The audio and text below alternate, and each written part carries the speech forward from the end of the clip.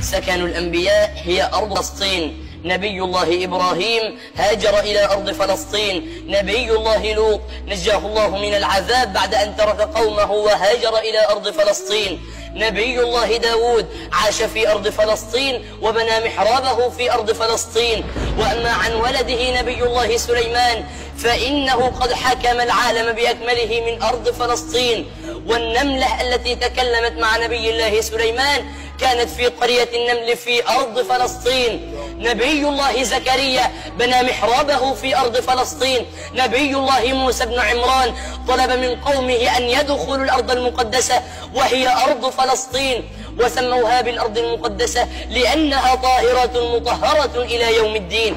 نبي الله عيسى بن مريم كانت ولادته على أرض فلسطين. السيدة مريم وهي في أشد حالات ضعف المرأة لما هزت بجذع النخلة كانت في أرض فلسطين.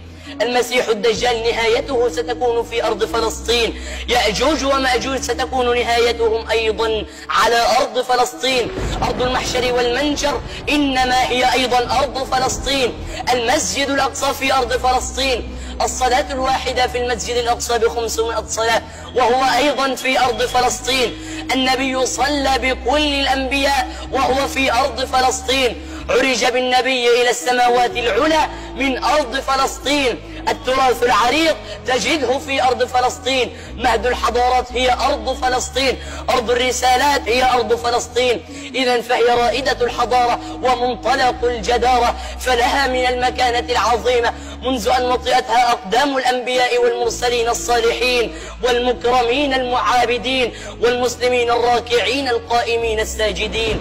وأقول رسالة إلى كل فلسطيني: أيها الفلسطيني المعتز بتاريخك المعتز بنسبك وحسبك، إذا سألك أحد الناس وقال لك من أنت فقل له وبكل فخر: ألا وإنني من بلد الرجال، ألا وإنني من أرض فلسطين، ألا وإنني من مكان تسمع فيه صوت الأذان، ألا وإنني من أرض قد انتشر فيها الإيمان، ألا وإنني من أم قد أرضعتني لبن الحرية، وأب علمني حب فلسطين من الأبجدية.